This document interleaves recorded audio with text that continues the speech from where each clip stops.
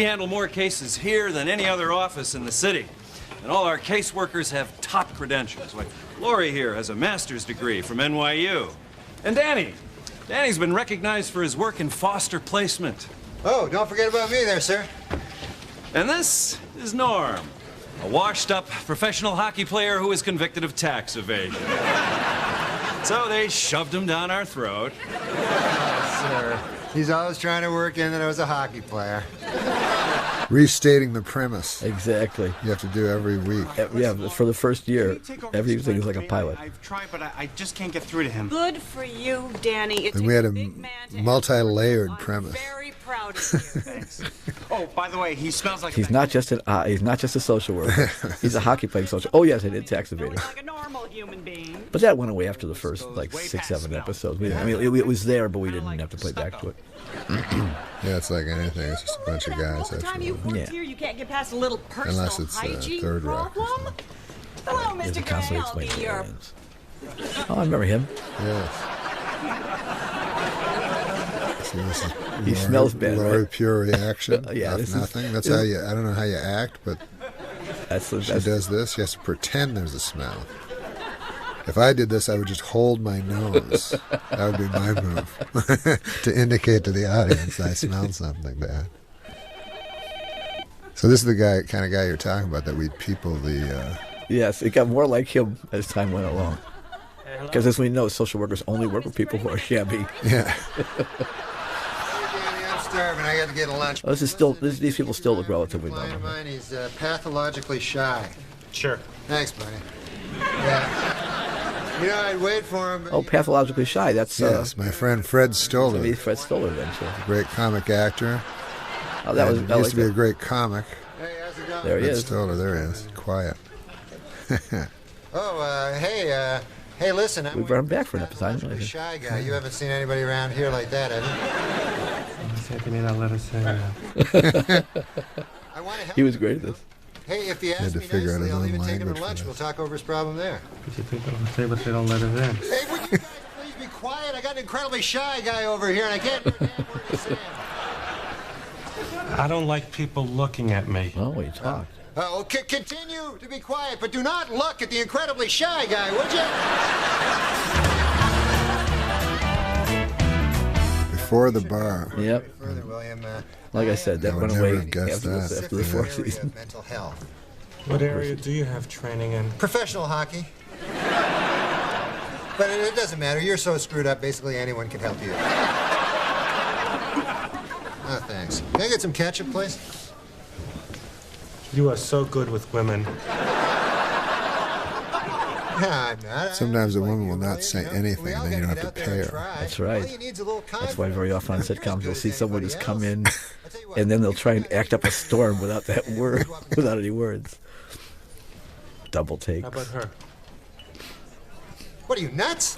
Then some people are hired just for their looks. You're pretty cocky for an incredibly shy guy, aren't How about her? you? Yes, her. That's better. Not as good, which is better. So this was a girl that was on a show with Jenny McCarthy. Hi, Well, everybody knows her. That's Heather Page Kent. and this is my friend, William. Hi, William. Yeah, sometimes I forget girls when their last names are hyphenates because I think they might be married. It doesn't live or in South England. American. Big yacht and a paycheck and everything. Give me a chance for once. Every time you helped him, you took something away from him. Yeah. Was it a girl or a job? You know, I've seen you in here before. Oh, yeah, I come in here once in a while, yeah. But not William. But here, That's what you call, I'm friend pure of species. purpose. I'm trying to get, For a moment. yeah, for now, I have until a she confession. reveals this. The time I saw you in here, I almost came up and talked to you. What, really? Yeah, I've always had a weak spot for dimples. What? I don't have dimples. Did you exaggerate your dimples I in that did, moment? comically. Yeah, well, I gotta admit, actually, I kind of use these a lot, you know, because I don't have anything else. Yeah, I use my boobs. I like this place. Good for you. So listen, I can't believe you didn't come up and talk to me. You know, you gals can do that nowadays, you know, at the women's lib and everything. Yeah, I felt stupid. I was afraid of getting rejected. Well, she sounds I'm New afraid York. of getting rejected. Norm Henderson's a throwback character. He's just learning about women's lib. It took him a while. And there's Doug and the Slugs. Yep. Too bad. They must have gotten some money off this. Yeah. That's not like you to lose face. So sad that you're not as You can Google Doug and the Slugs. YouTube, I mean. That's what's cool about YouTube. Yeah, you find everything. I found like the Smothers Brothers routines from their show. Yeah. Diane's amazing, you know. I never have to worry about what I say when I talk to her, you know. She just understands. You got blacked out there for a second. Did you say anything about sex? I don't want to rush it, you know. When it happens, He's lecherous. I forgot how lecherous he was. That's all he ever thought about. Because, as we know, a guy who's bald doesn't have sex. Mr. Gray is back. Does he always smell like that? Why do you think we're in here? Oh, my God. You know, if you take him outside and the sun's just right, you can see a rainbow through it. So you could watch this show and you could just watch Laurie. It'd be like a silent movie. You wouldn't know what anybody else was talking about, but I think you'd know what she was talking about. Don't you think? What do you call it? Everything plays out across her face.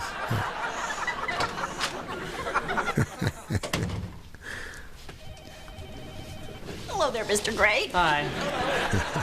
Well, let's just take a look at your file here, and we'll see what's what. I've just dropped my pencil.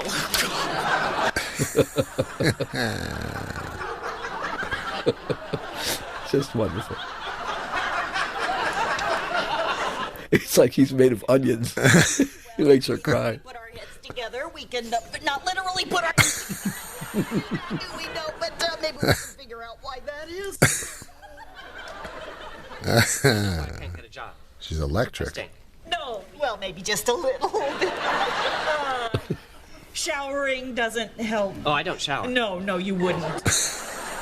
I have an extreme fear of water touching my body. I've tried bathing and showering, but I just panic and run out. I see. Well, okay. Well, I just dropped my pencil. Nothing. Yeah, except for me, like the pencil bit would have been in the script, but everything else she's doing was just pure Laurie's invention. One of you has got to take a shower with Mr. Gray. No, there's no way. If it were another show with someone not as strong as Laurie, what would happen is you'd have those awful moments where the secondary character is dealing with a tertiary character, and you're going, when do we get back to the people we like? Yeah, exactly. But when you have strong people in your ensemble, you could just be there and enjoy it as much as anything else in the show. Showering with a naked guy. The strength of shows like Cheers and Really? Seinfeld. Okay, and you all better those do shows. it. I can't believe you're doing this to me. Yeah, somehow with comedy, that's why sometimes I think TV comedy is better if it's got ensembles, because in movies, it started to become one super funny guy surrounded by a bunch of straight actors, like with Eddie Murphy or whatever. So anyway, Daddy. It also, I don't know about Eddie, but I know also I've worked on shows where the lead doesn't want, not wisely, doesn't want a bunch of funny people around because they want to be sure they're the funniest person. Yeah, that'd be bad. And then, that's just death. That's why I remember when I was a kid, I saw Sanford and Son, and I didn't know. And Red Fox, he got all these super funny guys that nobody knew about because they were on the Chipman circuit and stuff. But they've been doing comedy 50 years, you know. Yeah, well, you never. He brought a lot of people in that hadn't been seen. Yeah, I'm sure they were broke when he hired them. You guys, for sure. You can't date, okay? It's totally against the rules. And besides, she's Laurie's client. If she finds out, she's gonna go nuts. So she won't find out. Oh, hi, Diane. Hi, see, you've met Norm. Yeah. Yeah. Nice to meet you, Norm. Nice to meet you, Diane. Hey, would you like to go out with me? No, that would be against the rules. No, I like rules, so I would not do that. Oh yeah, I'm dating a What are you, a client. crazy person?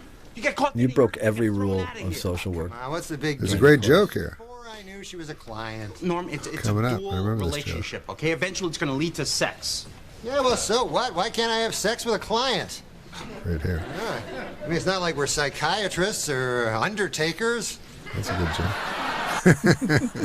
It's a very good joke. It's right here in the social worker's handbook. Blah, blah, blah, blah, blah, blah. Okay. Intimate contact with clients is strictly prohibited and will result. When you have Norm on the set, you've got, because Norm's a comedy writer too, so you've got you've got your other This is 1998. your other hand, your second hand down on the stage. So it's like when the scripts would go through the room, the first draft would have some good material in it. Then the room would brush it up, and then it would get even more good material. Go down to the stage and see what worked on its feet. And if it didn't, and if anything that just didn't land wonderfully, we'd all go at it. And Norm would pitch in his lines, or we'd pitch lines from the side of the stage and stuff like that.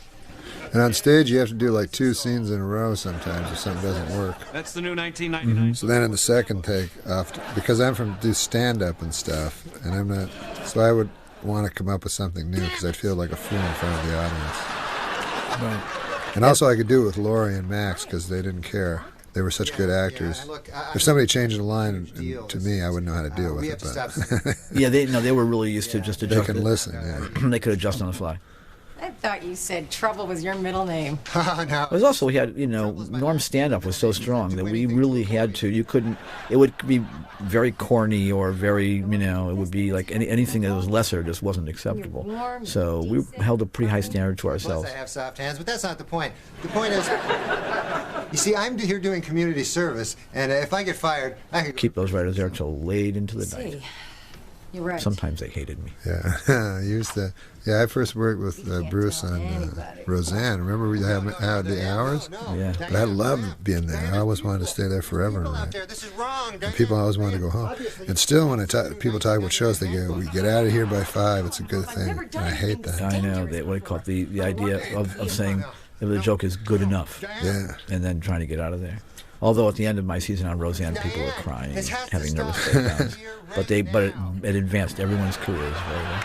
But like Dave Thomas told me once, he said when they did Kids in the Hall, he'd go to his work and he'd say to his wife, "I have to go to work. This is going to suck." Then they'd go to work. Oh, you mean Second City TV? Second City, I mean. Yeah. And they'd go as long as they could, like just stay there for 14 hours and just have fun, then come back and go, "Oh, honey, it was the worst." Like, he loved the work. Yeah. And that's what I always think. Like, what do they have to get back to? My third divorce was, "You have such a glamorous life." I said, "Oh, I'm there till 3 in the morning. It's hard." And I'm thinking to myself, well, it is kind of fun that I'm working with the funniest people in the world. We're making jokes and having a great time. But yeah, Bruce is super rich, but he didn't have a glamorous life because he'd just eat In-N-Out burgers, fries, and stuff. My teenage son would come and sleep on the couch at Roseanne. Right. That was his coming to visit his dad.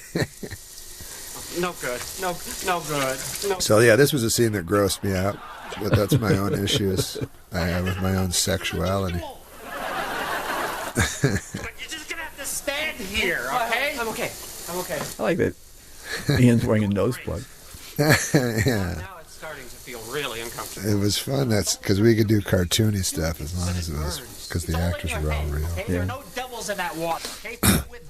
Oh, it's boiling me alive!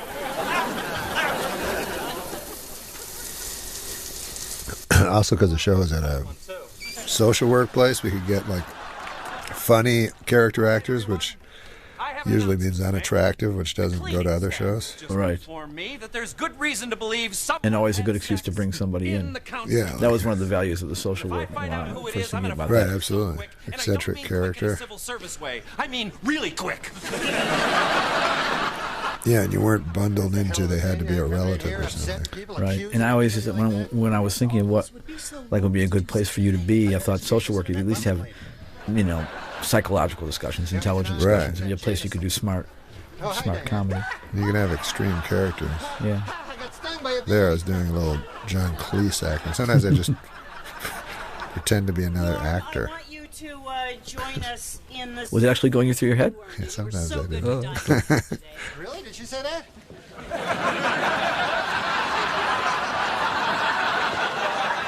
I guess I'd better knock first, make sure no one's in there making love.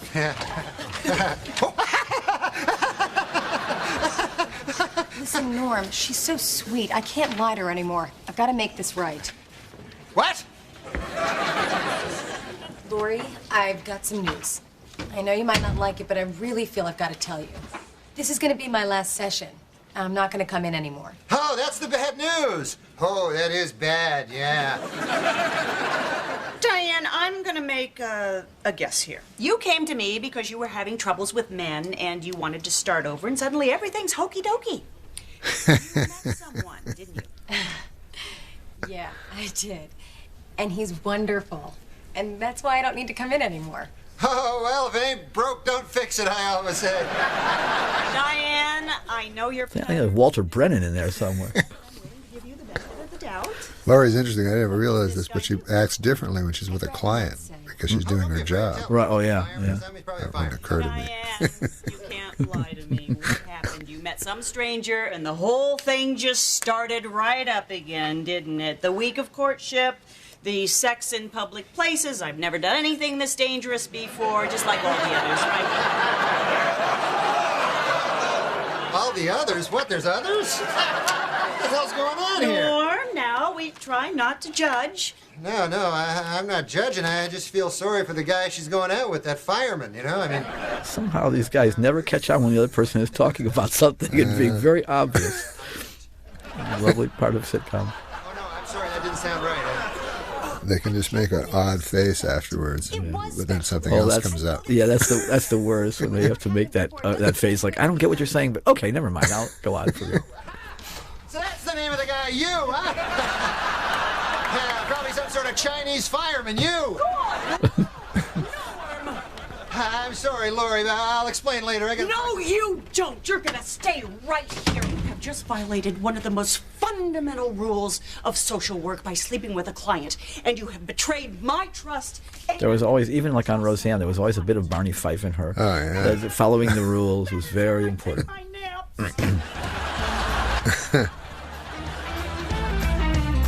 Now, we're going to go over to Diane's apartment and apologize. But when we get there, she might open the door just a crack. So when she does that, you run in. It's Wiener Dog. And then you fake... This is the second appearance of Wiener Dog. If this were comic books, it would be like the second appearance of Crypto. Right. It would be worth more money. Crypto. He had his own series of comics, right? Or did he? Later on, they would do like they did a like in each comic book they'd have a story, the secret adventures of Crypto, and you'd follow him on like for a couple some other pages? you'd follow him on some other planet, playing with giant dinosaur bones or whatever he was doing because he was super big. Super strong. Like when I would read Archie comics, they would have a couple pages of a character named Little Jinx. Yeah, that was like the secondary. The B plot, the B story, right? Or they'd follow like Dilton Doily or Moose. They would, just follow their thing for a little tiny bit. So I like this scene because And I want that videotape. She tells me about a psychological syndrome. Yeah, look, I'm sorry, Laurie, for letting you down. It's one of my favorite scenes in the whole. The rules against dating clients exist for a very good reason. There is a lot that you don't know about Diane. Basically, she dates men to make her ex-boyfriend jealous, so he'll come over and beat the crap out of them. Oh, come on. I know Diane. She wouldn't do that. Norm, it is the Popeye olive oil blue dose syndrome. Olive oil keeps on flirting with Bluto, and then she screams for Popeye to come over and beat the crap out of him. No one had ever looked at the underpinning. That guy always wants a hamburger. What's his name? You're missing this. Look, Diane is the classic olive oil, and she's using you, Bluto, in her psychodynamic model of love, violence, and affirmation. I'd gladly pay you Tuesday for a He will not be swayed from his love of a movie. Though, you know? You're an idiot!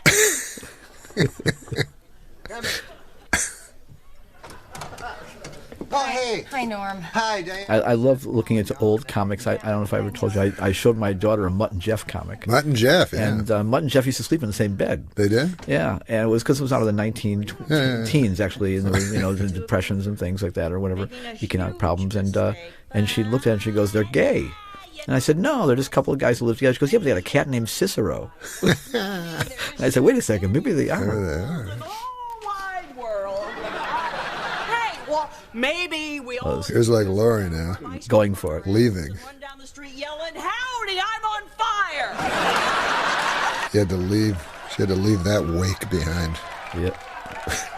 It's not even finished. Think about that. Then you had to stand there.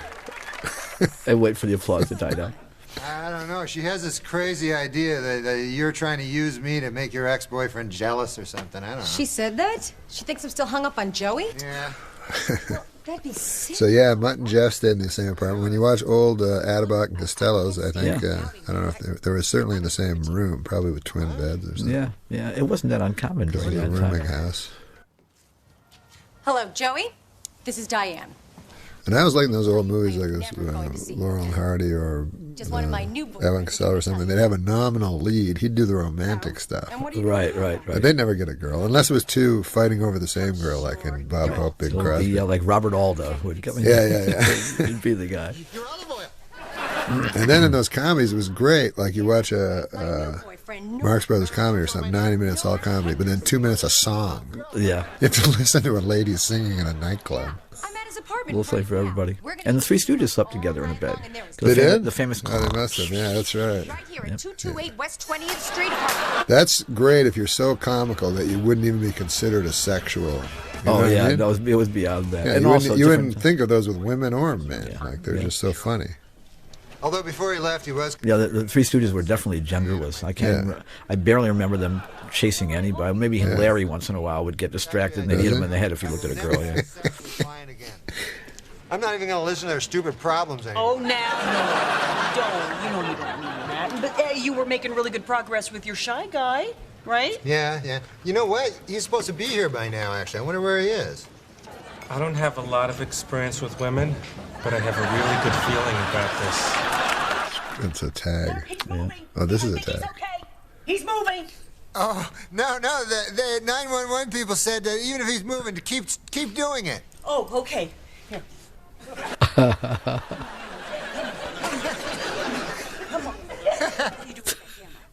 What the hell is so funny? That is not funny. That's another thing that's kind of lost in a lot of the current sitcoms. Is like the idea of people playing tricks on their friends. Yeah. And it's great fun. It's true. Now, some of you may have noticed our... It's it's been so long. When I started watching this episode, I go, "Who is this woman?" Yeah. I was like shocked to see her there. And she was in a comedy troupe or something that Artie knew. I remember that. Yeah. Chelsea Community College, Molly Carver. I just want you to know, I may be young, but I'm ready for whatever you guys throw at me. And she was really sweet. Hello, Laverne. Hey, I'm Danny, and this is Norm. Hey, how are you? Welcome to the team. It's always good to have another soldier in the war against whatever the hell it is we're fighting against. Uh-oh. What? Oh, yeah, geez, it's Laurie the Loon. Oh, man, she's back. What? Oh, man. Laurie Freeman. Yeah, she's a client here, but she often comes in here and pretends she's a social worker. We've got to get her out from behind that desk. It was one of my favorite setups. She likes to call the toilet drawer. Let me do it. I can talk around No, there. it's your first day. You wouldn't be able to handle it. Hey, I might surprise you. Okay, let's give her a shot. But remember, when she goes for her purse, she's reaching for a big knife. There it is. They think each other are crazy. Yeah. Hello. I'm Molly. I'm the new social worker. What are you today? Well, talk about rubber-faced comics. Senior caseworker around here. It's nice to meet you. Do you have a question? Yes. Are you taking any medication? Just aspirin for a pulled leg muscle. You know what I bet would help that leg? A little walk down to security. There we go. And the fuse is lit. So you're a social worker. I am, and so are you.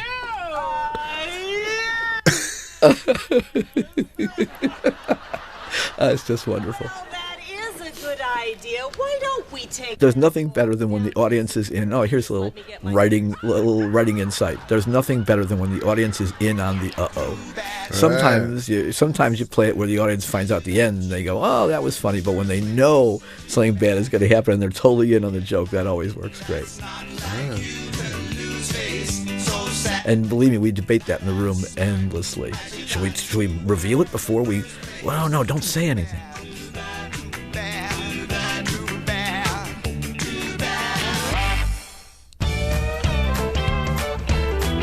Hey, new girl. Hey, you're not still mad about what I did to you yesterday, are you? Nah.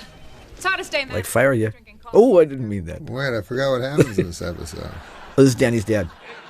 Anyway, I went over the active caseload, and I thought maybe I should sit in on your session with the Jameson boy. I think we were trying to She has a establish. tough New York accent in here, unlike any of the rest of us. Yes, I remember exactly. we were talking about that. That's like Cheers. They didn't. One guy had a Boston accent. Yeah, exactly. Molly, Mr. Curtis wants you to follow. Or I guess they didn't have New York accents in Friends either. Cases for the next few days. I thought you could sit Swimmer a little, maybe no. and get your He's feet from wet. Chicago. Look, I don't need to be here 20 years to know how to do this job. I grew up in the city. I've been around. I think we gave a lot of the time in the beginning of this episode, even though it was going to be ultimately about Danny's dad, to establish her character. Training. Just be patient. We'll make sure and save a couple of crack whores just for you. And I think we were also trying to build a relationship between the two women. There wasn't any other women in the show for Laurie to relate to. Yeah, we didn't have that. So we're trying to find another area to mine. Oh, God, he's here already?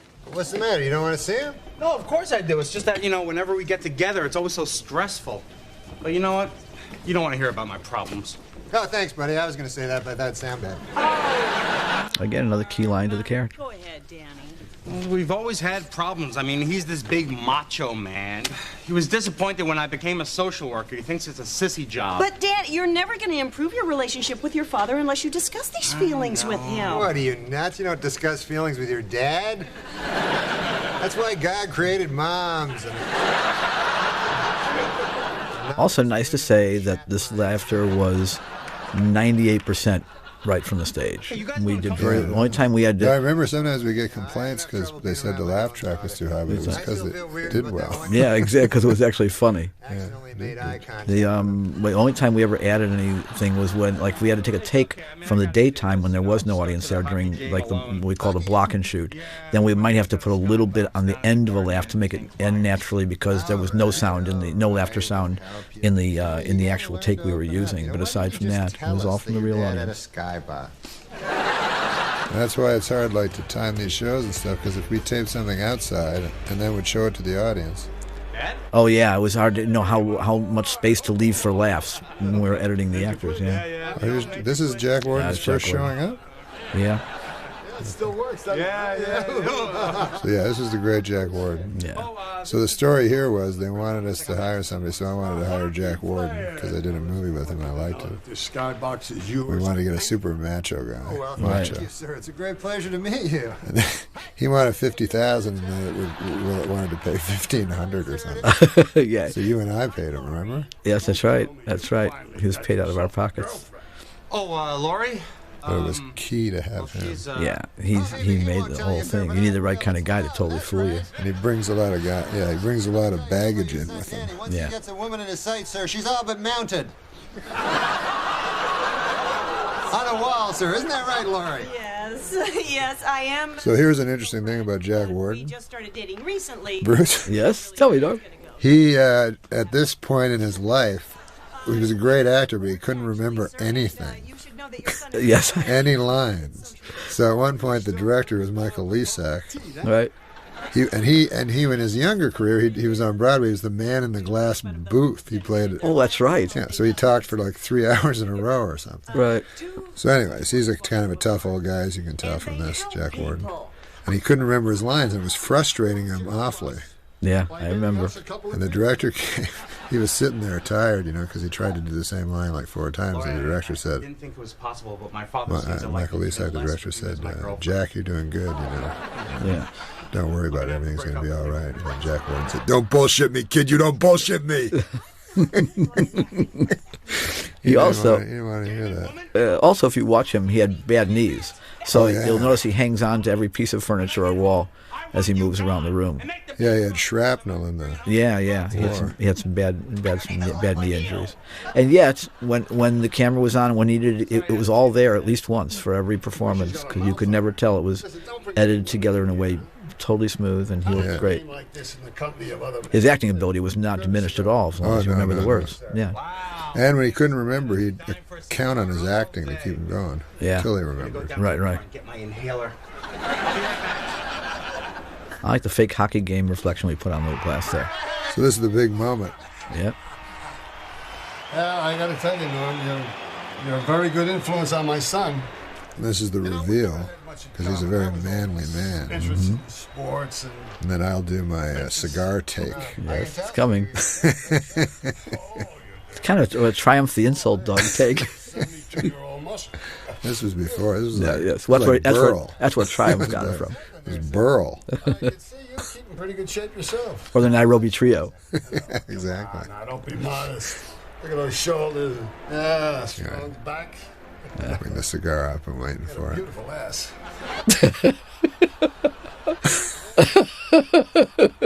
It is. It's a Nairobi Trio. That's exactly what it is. I wouldn't mind a piece of that.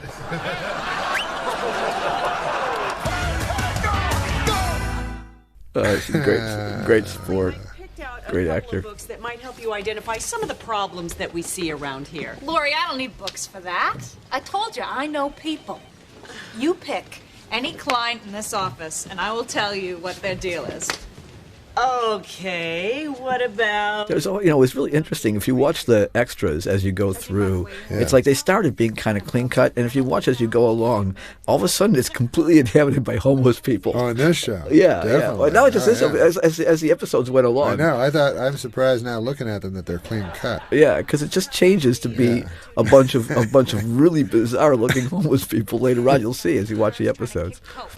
Yeah, I thought they were always like that, but now I notice what I'm saying. Yeah, these are nice hard looking. time delegating responsibility. Oh, okay.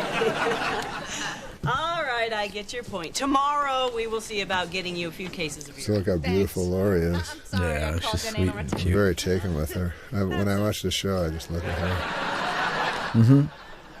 It's like Seinfeld. If you didn't tell me that show was named Seinfeld, I'd just watch George. I saw you looking at the I would think it was the George show. There's a face that just brings it to, yeah. What? That's how you knew everybody's problems. You memorized all her cases. Look, I just want to get started. You're not going to tell her, are you? Of course I'm not going to tell her. I think Ian hit on every woman who ever came into the... I don't mean in real life. I mean in the show. You're talking about Danny, not Danny, Ian. not Ian. That's what I mean. Danny hit on every woman that we brought on the show. Nothing physical, huh? The luckless loser. He was. He was hapless. Hi. So how was your hockey game last night? Oh, it was great. The Rangers are one step closer to the Stanley Cup. And oh yeah, Danny's dad is gay. And here comes another great line, which I believe you wrote, sir. Did he tell you that? Oh, you didn't have to tell me. He's gay. He's gay as a gay dollar bill. Oh, that bizarre That line? was yours, That was yeah, me, yeah. Imagining that. No, you once thought a guy was gay because he used the word slacks. I remember that joke. Yeah. Well, this guy used the words beautiful and then ass. You seem to take particular enjoyment out of saying the word ass. I don't know. I didn't know anything. I tied my sweater around. No, I did use, I don't know if you remember this, but I used to always want to get on the show. This catchphrase I had, which was, right. that is a bunch of ass. I remember we used it, and it appeared many times. But never on the show because you said it made no sense. Did I do that? Yeah, it didn't really make It must have made at least Never once made through. We just, I don't think we wanted to have a catchphrase. It was just a crazy Tom, I thought I'd take you guys to lunch. I know this men's club down on 5th. You know, it's one of the only places left that won't let broads in. Yeah, well, I'm sure you have that list, sir. Yeah, sir, listen, I'm not that It's a very funny character because all the stuff said as a man's man is derogatory towards women, but it has the double meaning of him not actually liking them. Wasn't it based on someone else who said something like, I'm not gay, I just like men. There was something that came from. I can't remember what was based. Something. It was based on someone's like attitude. an old timey guy back in the old days. Yeah, like an old timers, guys who didn't want to say they were homosexual, but weren't totally denying their attraction for men. Are you talking to me? I'm not gay. Just because a man likes the smell of another man and the feel, that doesn't mean he's gay. Oh, I'm just curious, sir. What would make a man gay? Are you looking me straight in the eye and calling me a fruit? No, sir. I'm just trying to avoid any uncomfortable sex you might want me for. Great line. So he's deep in denial. Yeah, but he's deep in denial. But you notice deeper. He's aware of his. Oh yeah, he's definitely aware. You notice he doesn't like punch you there. He just kind of gets frustrated. I would have changed my schedule. I got to teach another. Oh man, right in the shadow. The DP should have caught that. probably get back to Chicago anyway. No, Dad, don't go. I mean, we're having... See, one of the problems of having a tall lead character is everybody always ends up in your shadow. right. They're constantly moving people out of your shadow. You could hang out with Norm. Couldn't he, Norm? Yeah, I guess if it's important to you, yeah. Why don't we go to that fancy men's club of yours, sir, for lunch? They have food there, sir, right? Not just men? Listen, come on. I'm going to get you a steak. It seems that the gay area is rife with jokes. We'll see you later, huh? Never seems to be a problem. I wanted to do a thing. I don't remember if it was here or one of the other shows. I wanted to do a thing where someone did a gay joke and then have balloons come down and say, "That's the 1 millionth gay joke on television," and you have like a big prize and a big celebration. And Sam Simon had that joke that if you mention prison on TV within 30 seconds, there will be a gay joke. There's that really. The show was so real until that moment, and then they just pull a lid off the packet. Why did we do that? How? Jeez. Because they wanted you to be able to open it fast. Yeah, I They know thought that. we only have 21 minutes to tell a story. We can't have Norm opening a package for 3 of those minutes. Yeah, it sucks. So I know it was such a real show until that one moment there. You go, oh, that's so phony. So, what do you think? I think Norm's got a boyfriend. It's like when they have the 555 as the phone number. Right. All that kind of stuff. One time Louis C.K. told me, he said, "Yeah, I can just use my number. I'll take the answers. I'll take the phone calls from the people that go, is this the movie? You know, just don't put 555 I know, it's always horrible. I don't want to upset anybody. You always You're try trying to suspend your disbelief, and then they say something stupid like that. Right. And you're what do you call it? Or you'd find ways around it, like just say the last few numbers or stop yourself. Right. Just find a million ways around that one stupid thing. Oh, no, I haven't. Why? Well, I mean, he stayed in town all week, but every time I tried to call him, he's too busy to talk to me. I mean, it's like, I thought we were getting somewhere this time, you know? We smoked cigars together, he came to my office, now it's like he forgot I'm even here. He's kind of also one of the first I feel sorry for Mexican guys to get recurring. Or there weren't that many guys. They don't have He the was crossing camaraderie over. of their fellow soldiers, bogged down in foxhole for days on end, bonded by fear, huddled together for warmth. Hey, you want to go camping this weekend? Good timing. Good timing on that. Hey, you know what would be far more wholesome than that would be Far more wholesome. camping trip. You know, I bet Danny'd really appreciate that. Oh, Danny was never an outdoors man. You know, I think he was coddled too much by his mother. I like how smart this show was. Well, I'm sure she had a lot of time there, sir, when you were out camping and such. This is very funny. Chucky, how are you, you dirty son of a gun? Old war friends and their rituals. Yeah. Chucky, now this guy was in the war with me. Now don't ask him which war, or he's liable to give you one right in the gun. Hello? I gotta carry it, too? Oh, hey there, Alan. You know, Harry? This is Norm, Harry's friend. Oh, hey, how you doing? Good to meet you. Welcome to the Denial Club. We've created a subculture that I don't think really exists. No, those guys are all dead, I think. Flamboyant gay guys coupled with guys that are deep in denial from World War II. So they just treat us like old-timey ladies. Yeah, exactly. I love the yak signal. I'm a social worker, you know? Hey, I used to be a professional hockey player. No kidding? I used to be a lumberjack. Oh, by the way. He thinks I was just a hockey player in the sex games I was having with Jack Ward. Exactly. Hockey player is a euphemism for something else, apparently. Yeah. Yeah, look, just so you know there, buddy, you know, what me and Harry have is different from what you and Chucky have, you know, just because he takes me out to expensive dinners and, you know, buys me a lot of things and compliments my looks. Kind of left something unsaid there.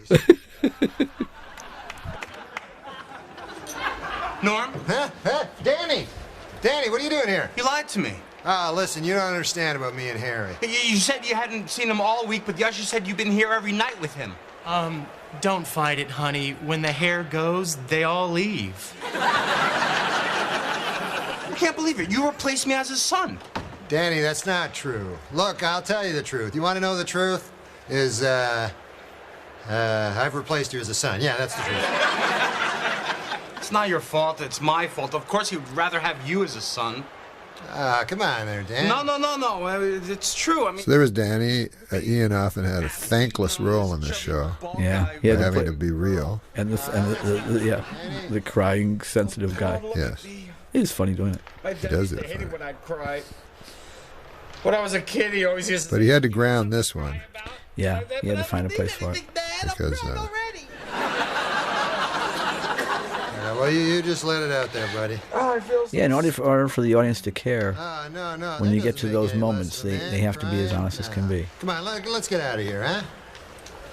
Or you have to go wildly the other way, like Married with Children, where where everything is false, and that's the world you accept. Mr. Jones, I understand you had another incident. There's nothing tougher than making real I funny. see things. I have to take them. And with Drew Carey, who you also produced, Thank Oh, you. you steal stuff created. because you want it. You kind of did both in that, right? Or would you say that was more It went off. crazy? Once we had camels on the show, it kind of went that direction. It was like. Was it funner? Because when you started, you were more like, oh, it's super real. I think right? that Drew enjoyed more. Well, there you go. That looks real. You don't want to. That was before DVRs. Yes, imagine what we could have done in a real.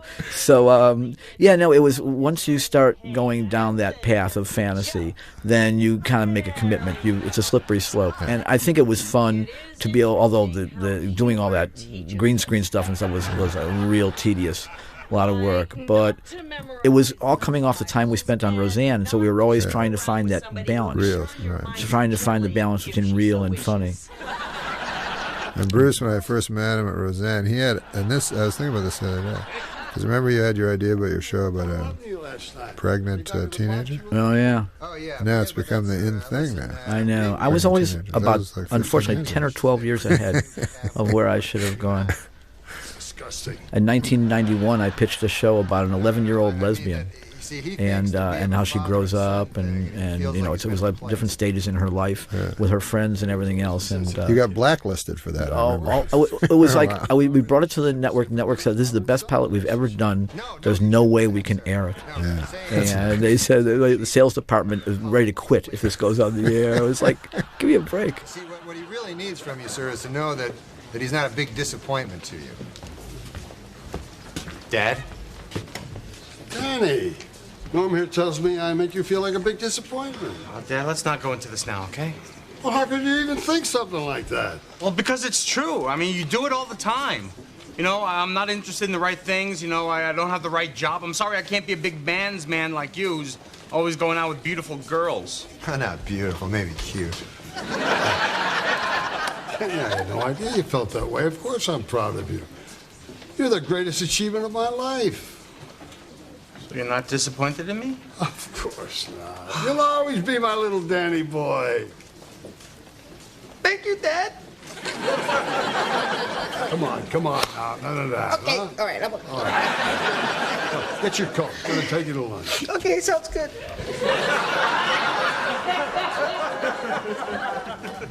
Normie, I'm sorry, but you're Danny's best friend. If my seeing you hurts my son, then...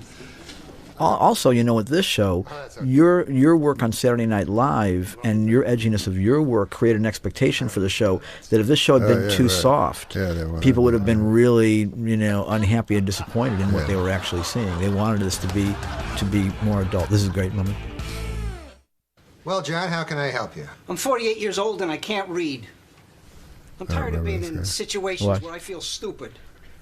Well, I want to help you, John. He claims to be illiterate. There's been a lot of abuse of our various programs, and So if he could... I'm required to make sure our valuable resources are... I remember us writing a whole bunch of different jokes in the back of that folder. Yes. Some filthy. Yeah, right. I remember that too. Crazy, absurd ones. As I'm sure you know, these ratings have to be put on every show. This week, I've asked my mom, who's more in touch with America than any censor. Yeah, this was the beginning of when they were trying to put ratings on the shows for mature audiences, and we really wanted to find some way to turn it to our advantage. So Norm's talking to his quote-unquote mother about how dirty his show is. That's Ron Howard's actual mother. No. Is it really? Oh, that's right, that is. Dirty. Yeah, at that point they had to put... So, If you in like the dirty, left-handed this is screen, the show for you. left hand of the screen, MA or TVMA or at least. It was like the codes the Homeland Security have. Yeah. Same kind of idea. I'm going to publish my article on the homeless in their My Turn section. The title changed to Norm because I believe there was someone at ABC who just didn't like the sound of the so-and-so show and just thought it would sound cooler if it was just Norm. Publish a picture with the article, and I take a horrible picture. Oh, come on, women all say. Couldn't afford the Norm show anymore. It was a cutback. Stop following me. You got a haircut. I have a haircut for this show. For the season. Is this the second season? Yeah. I can get a good shot of you. I take all the photos at my family outings. You know how hard it is to like bald women? All right, but if this makes me feel worse, there are going to be so many nasty things written about you on the walls of the ladies' room. You write nasty things about me? No, I'm going to stop erasing them. Norm, I got a message that you needed to see me right away. Oh, yeah, I did there, Shelley. Listen, I got you a little something here. You can't keep giving me gifts, Norm. I'm your probation officer. I'm not supposed to take anything from you that's... Faith Ford is on the show now. She's my girlfriend, right? Or I wanted her to be my girlfriend or something. Not gonna say more She was than pretty that. and really funny. Give it away. Excuse me, are you Norm? Some girls TV just likes, and she's one of them. Yeah, I'm trying like Heather Locklear and her. 5 years old. Faith and I worked somewhere before this, and I can't remember where. Collect baseball cards, huh? What's your favorite team? She's so lovable. I've got all of them except for Hank Aaron. Except for Hank Aaron, he was the greatest one ever. That's like saying you got all the village people, except for the Indians. You know, I bet I could get you the Hank Aaron card. Yeah, excuse me, Jimmy. Norm, I don't want you buying a Hank Aaron card for Jimmy just to impress me. Hey, I used to collect baseball cards. I might have a Hank... Did they make you get a haircut, or was that your idea? That's probably not mine. I'm trying to remember whether it was I got my Mother's Day card. I suppose that was for you, too. Just whatever they did to me in the makeup trying show. to make you look less unruly. Probably. I was more unruly in the first season. I do look ruly here. Yeah. But it's a good haircut. I'd like to think you did it for everyone. Also, now that we're alone, I don't want a bottle of urine for my birthday. Come on, Jimmy. I didn't know you held on to your baseball cards. I didn't. I traded them all in 4th grade to Susie Herman so I could make out with her. Kind of ironic now you need them to make out with Shelley. Yeah, let's just hope Shelley doesn't turn out to be a huge lesbian like that damn Susie Herman. Say, Taylor? Yes, sir? You think you could help me with Fifi? There he is. The inimitable Max Wright. Which hotels allow that? You know, we bred my lab when I was a kid. What do you pay for breeding a dog these Well, you pay days? $200. That's the stud fee, $200, but it's worth it for this guy. He's one of the most... You pay $200. He never said anything once, did he? More screen time than any other actor. He repeats everything. Hey, man, look how weird... Talking about people whose physical tells you the whole story. Not so much when they're shaving it, but when it's growing back.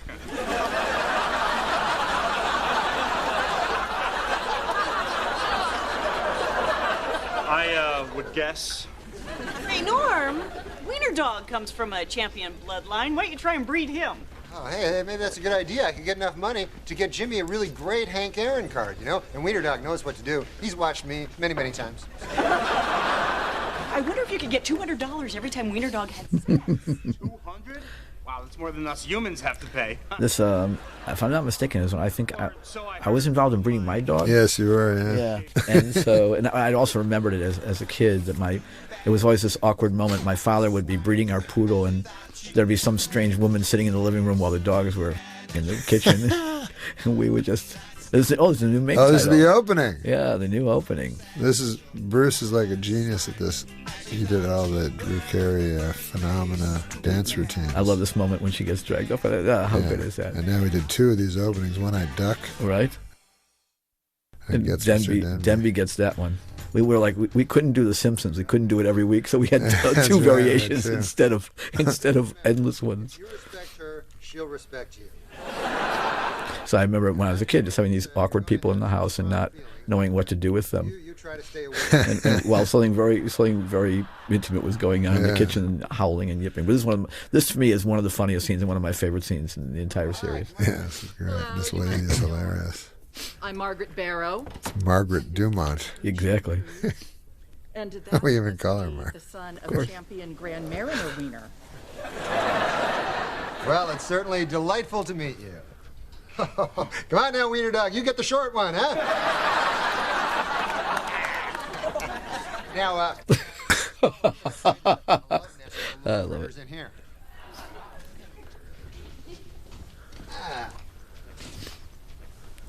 There we go. Now, I think they'll need a little time to acquaint themselves with each other. She's even dressed like Margaret Dumont. Well, it seems we have some time to kill. What do you say you and I have sex, too? So every time they look off, they're looking at the dogs having sex.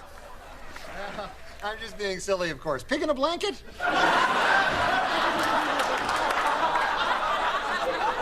I don't know what that means. I think there's some in you. Reading game. I do find, however, it's a delightful way to meet new people. Hey, wrong end, Wiener Dog. We don't get paid for that. Come on now. Hence the mature audiences. That was unseemly. That was unseemly. Very funny, though. Like she's in pain. Oh, no, not to worry. There's a fine line between pain and pleasure. But hey, I don't have to tell you that, right?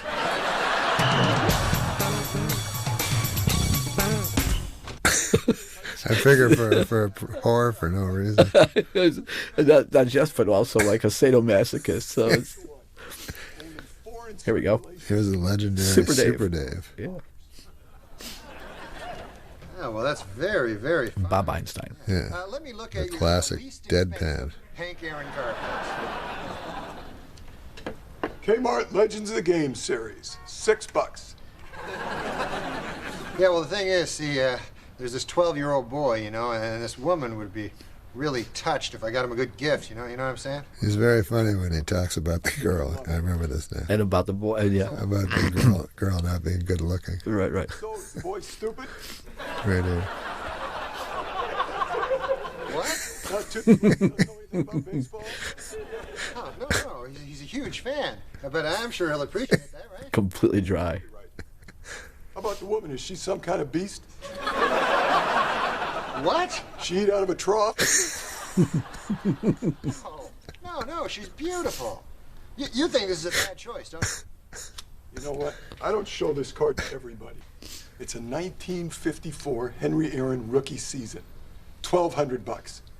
Oh, geez, $1,200. It's funny, Norm. You were as mischievous and devious as any character on a TV show, and yet you were constantly naive in the face of someone else trying to dupe you. That's true. Your childish sense of wonder would come into play immediately when someone tried to trick you. I hear a lot of that.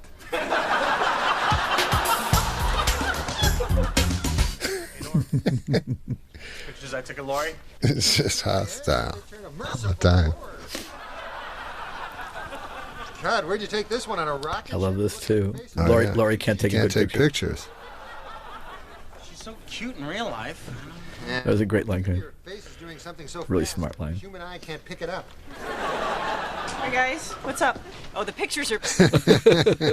I love science jokes. Well, they're not bad. He made...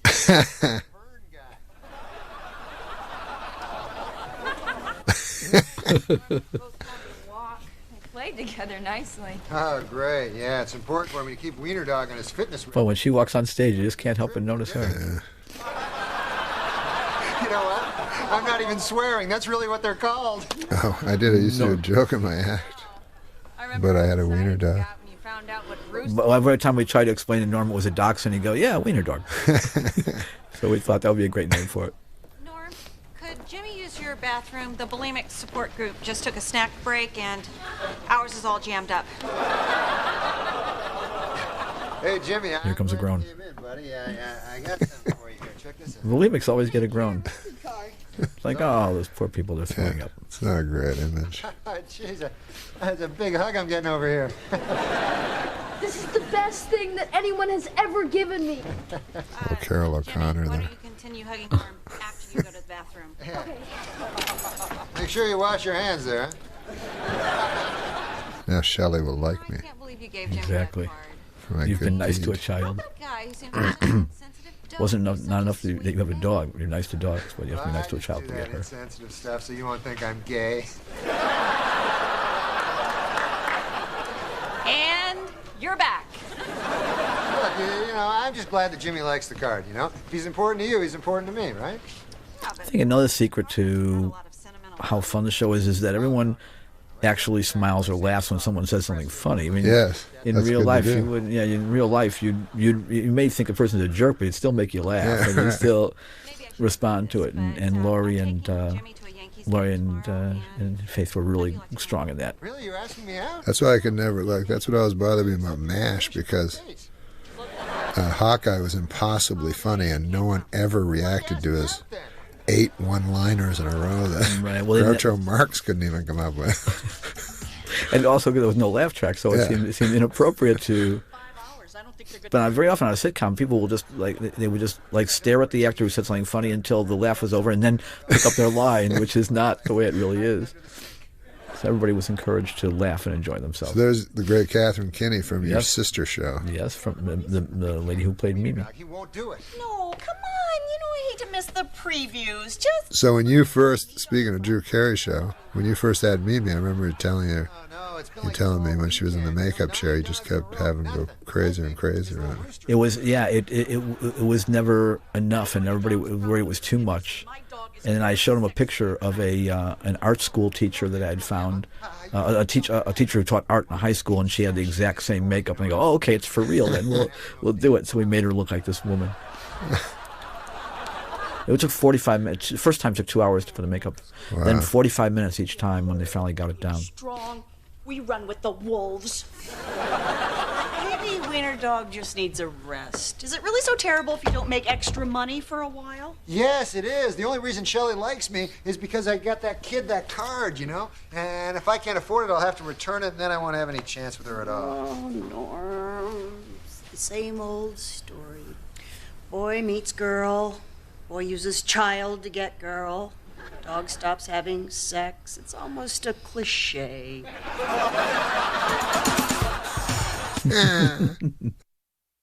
Slowing down a joke. Yeah. As opposed to picking up I the know. speed. She'll do that. She'll recede when Yeah. You don't want your picture taken? you think she's going to do the opposite. So does Max. It wasn't funny in the bathroom, and it's not funny here. I'm so screwed with Shelley. Norm? I'm still 2 payments behind on the baseball card, and Wiener Dog won't mate. You know, I've tried everything. I even got him a doggy porn. Where do you get doggy porn? Believe me, you don't want to meet these guys.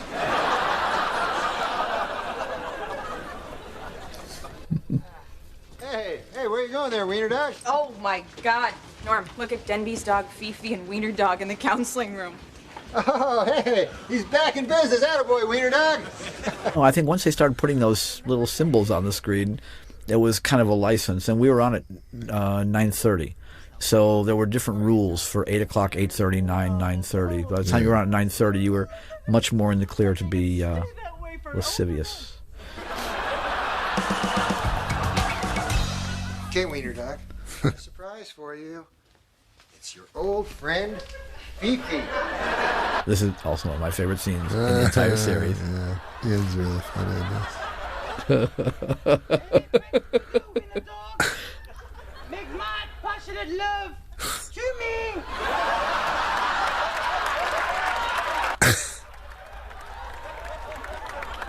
I think historically, it's important to point out that only the haircut is French on poodles. The breeds came from Cuba, England, and Germany. The Really? 3 different sizes: the toy, miniature, and standard. But only the haircut was actually French. Wow. And yet, when they speak, through us humans, they are always spoken with a French accent. I'm going to take all my hockey stuff back to that memorabilia store, and I'm going to trade it for what I owe that guy. You don't have to do that. Maybe I can steal the card back from the kid. I think I could take him. Doesn't know karate or anything, does he? I'll tell you something, man. I must be crazy about that Shelley girl, because this is all the stuff that I own that's worth anything. Okay, your pile of crap is worth about $40. Here's a flip joke. You gotta be kidding. He is. No, I don't kid. The only thing worth anything is your jersey. An answer cut. Is that one? Yeah. Oh, what? It's called an answer cut. An answer cut. Can't believe that. What about this? What would make you? I knew Super Dave, and I think Norm said, I want Super really Dave. funny. Hey, you could sell it to the kids, You could sell it to the kids. Luke, I am your father. Or maybe like a telephone, Hello? Oh, it's for you. Sometimes if we really wanted somebody, Norm and I would pony up some money if the network says it's out of your budget range or that actor is asking for too much. I don't have it. Well, that's okay. The ones they'd want, people they'd be interested in is young, sexy people. I don't have kids. Are you Right. That they had under contract or something. You love your parents? No, but that question still bothers me. Bottom line, I get paid one way or the other. Look, pal, have a heart, huh? The kid I gave that card to loves... I didn't love my parents. That's part of my backstory. Well, also your father was a raging alcoholic. Oh, that's right. Was another part of it. The card. Jimmy came in here today and sold it back to me for nothing. But it is good getting Super Dave because the network really never think about these guys that are really funny because... Right. He was on, what was cable at that time? Yeah. Even? Yeah, he was on a cable show, and yeah, they wouldn't... That's what's great about Curb is Larry David always gets like old comedians that you remember from the others. Right. Next, Shelley Berman plays his dad. I know you sold the card. Guys wouldn't see on TV. Oh, really? And what's that? They're fresh now. Touching me! I'm not them touching! I'm not them touching! I'm gonna tell Shelley you stole my money. Oh, yeah? Well, then I'm going to tell Shelley that you sold the card that my dad A nasty, bad seed of a child. Yeah. You lied. You just bought it to get her to like you. Jimmy. How did we come to this? I want my money. Well, look, we both want a lot of things, but let's be real. Famous movie I cliche. can't give you this money because I got to give it to that bad man down at the card shop. But what can I give you? I want you to take me to every baseball game for the rest of the year. I'll take you to 2. Every game. I'll take you to 3. Every game. You better hurry, Shelley. This kid, the evil comes too naturally to this kid. Look, Yeah. okay? I'll take you to every game, except tonight. Tonight I want you to have a stomach. Evil British children frighten me a lot. Yeah. And those are my favorite movies where they're the evil and the devil and stuff. Yeah. Yeah, actually, Shelley, Jimmy... Also, the kids in European films are so much more natural. This kid wasn't too bad, but sometimes you get those kids who are so over-rehearsed and so... Yeah, you have to face that, seeing all those kid actors. It's sad a lot of times when they come in, You right? can just tell the parents are pushing a lot of them. Yeah, it's depressing. Listen, Norm, maybe we shouldn't go tonight. I mean, with Jimmy This not kid's here, probably, you know, it's like a date, you know. Although thinking these about are the good career he scenes, could have and I had. really wanna go. Oh, why didn't I just go to school instead of the other kids, instead of being in a studio classroom? Or he's a stockbroker and he made a lot of money. How about you take Jimmy home, and then you can meet Danny and I at the ballgame. Okay, I guess that'll be all right. Here, come on, pal. We'll go next time. Oh, this is gonna be great! Oh, and afterwards, we could go bowling or karaoke. And Shelley's too, uptight about it. We can drop her off somewhere. Let me finish up some work here, and then I'll meet you there. Okay? All right. Well, here's your ticket here. Here you go. Come on! Come on, man. I'm going on a date. All right. You'll have a much better time at home. Shaving your ass.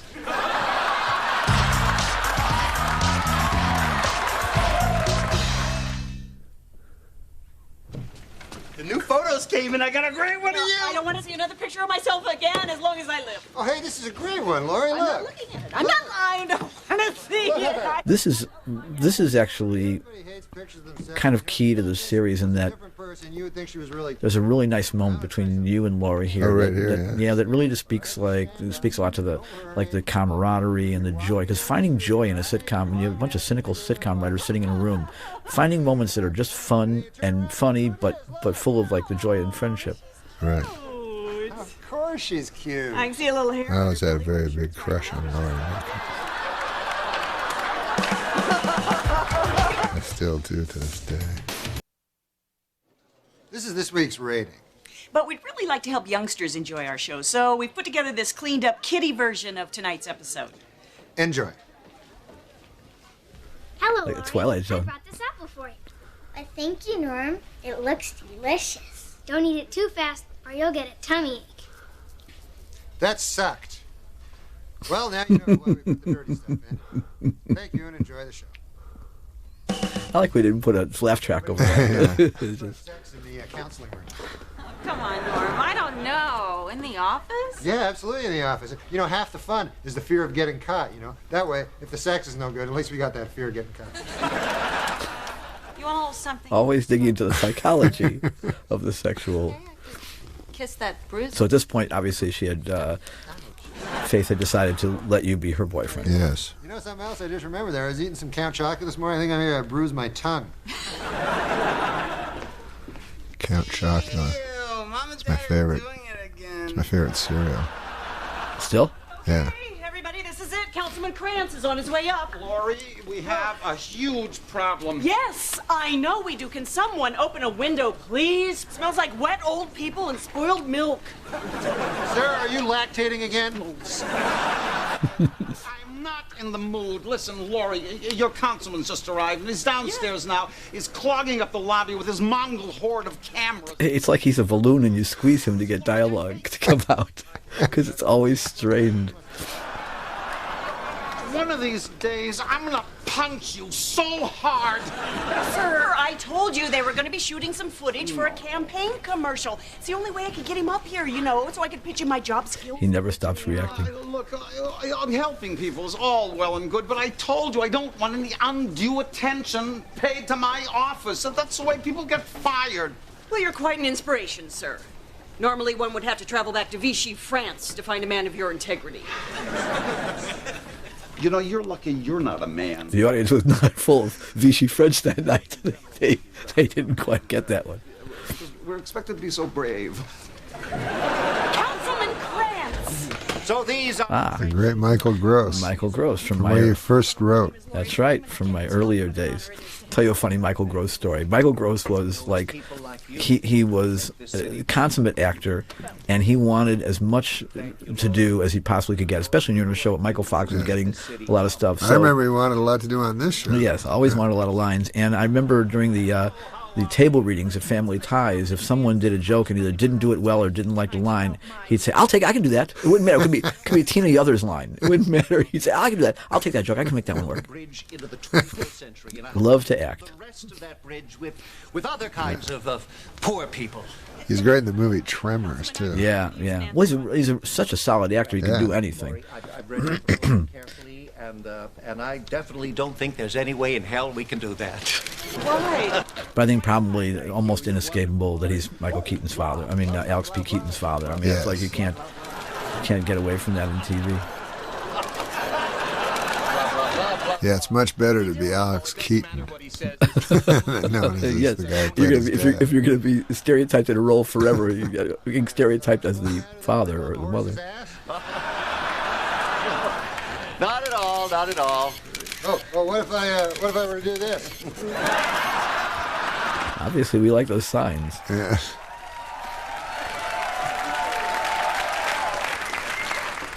Sir, we have got to get a move on. We've got tap dancing seniors on the 14th floor. Cute as hell, sir. Let's get up there before God takes them. Man, what a jerk! I can't believe he's running unopposed. Oh, somebody really ought to get in there and kick his butt. Well, why don't you do it? Me? Oh, what? What? You guys think that I'm city council material? Absolutely. Nikki drawing focus. It'll take your mind Yes. off the fact that you can't find a man. It's Laurie's acting versus Nikki. Nikki's existence. Absolutely. You could do it, Laurie. You know, you're a union rep. You know the ins. Faith is there, the blonde hair kind of poking out from the brown clothes. Politics, but maybe if I had somebody really smart. I always thought because Nikki went out with Bobcat Goldthwait, he'd be on the set. And she was so beautiful, and he was handsome, but he was, Bobcat. Yeah, I don't know that he came around all that much. I would sometimes see them kiss. It was very. Laurie, I've got a little bit of It inside was very dirt. made you envy. I recognize. When a beautiful girl's with an odd-looking guy, you're like, well, Yeah, right. Never So chance. everybody has a chance. It was like our generation's Shirley Jones and Marty Ingalls. Yes. All right. Hey, I got a campaign. I always wondered what, but I didn't know they looked. Because first she had Jack Cassidy. That's right. Super handsome dude. Quite a change. Yeah. No, you're right. It's too blue collar. How about this? Laurie. It's funny because Faith Ford, when she was on Murphy, there is something about it's in the mix of people and who's there. Faith she was like one of the strongest comic presences. Oh yeah, for sure. On Murphy.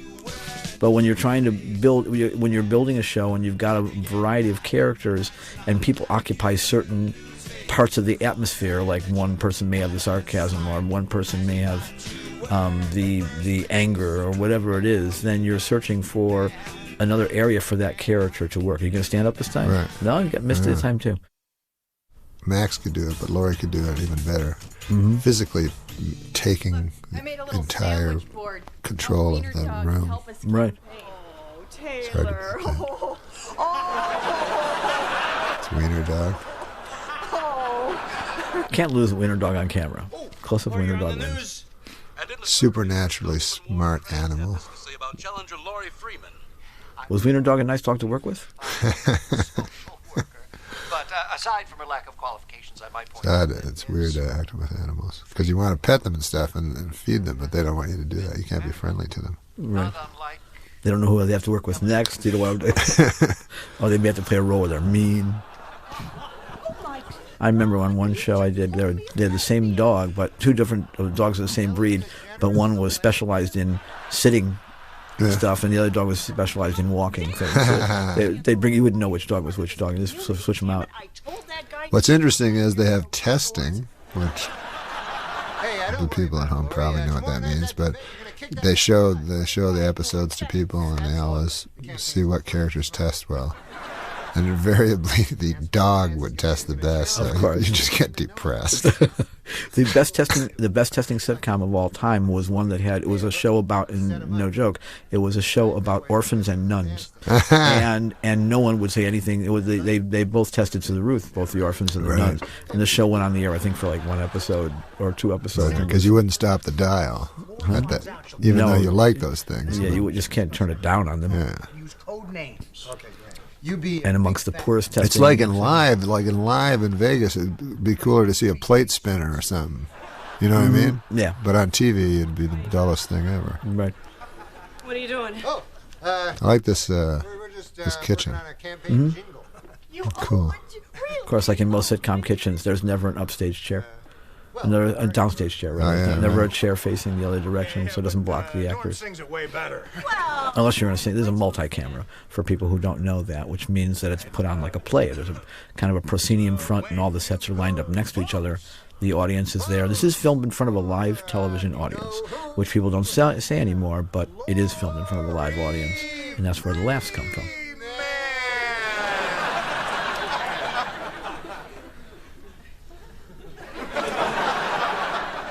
Laurie likes it. It's pretty good. I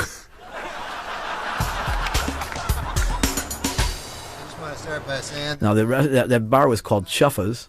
Oh, yeah. And Chuffa is a term in the writing room for meaningless dialogue that you just kind of throw in there. People are just talking in the background or just filler dialogue. Filler, they'll just say Chuffa. So that was called Chuffa's.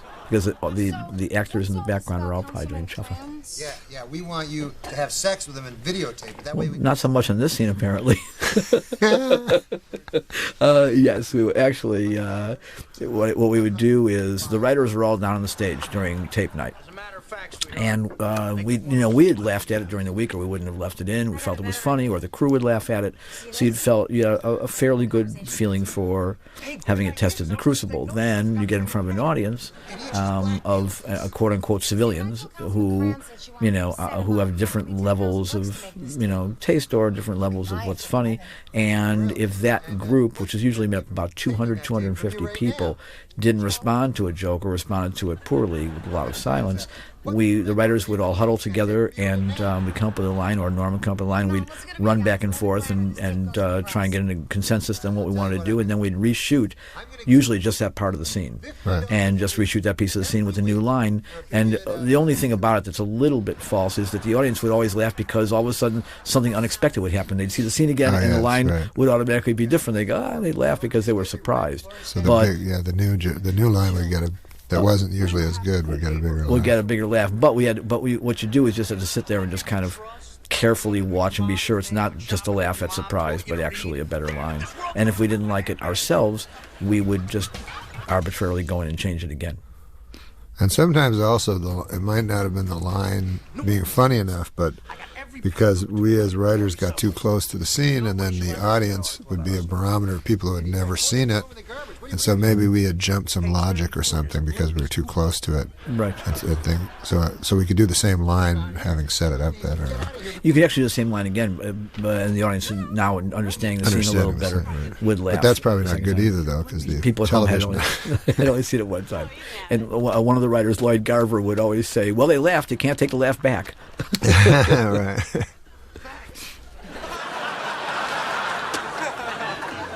Damn it, Norm. I trusted you. You screwed my campaign. You made me look bad. You did exactly what I told you not to do. Yeah, well, Krantz is a bad guy. But that doesn't matter. See, even if he's a horrible guy, it's not right to destroy a man's life. Laurie, you're just upset because it didn't work. Let's pretend it had all worked out. Then you'd be ahead in the polls. You'd be happy. No, I wouldn't be. Well, then let's pretend something else. Let's pretend that I gave you a kidney and saved your life. What? That's right. Yeah. Now, let's revisit that whole Krantz thing. But keep in mind, I saved your life with that kidney. Norm, the man has a wife and children, and what you did is just totally immoral. There's a lot of people that are way more moral than you and would disagree with you. Good. Show me one. Yeah, I will. I'm going to find one. Looks like you could use a little support right about now, eh, Norm? Well, you're not going to get it from me. You're morally corrupt, Norm, and you're going to go straight to hell. And your soul is going to bubble and rot there while the devil pokes at you with his pitchfork. What, you're going to cry now? Are you? You big baby? Are you going to cry? No, sir. Are you crying? No. This is crazy. That's just being able to make those kind of changes in emotion like that. This is a really funny scene. This is very funny. I love this scene.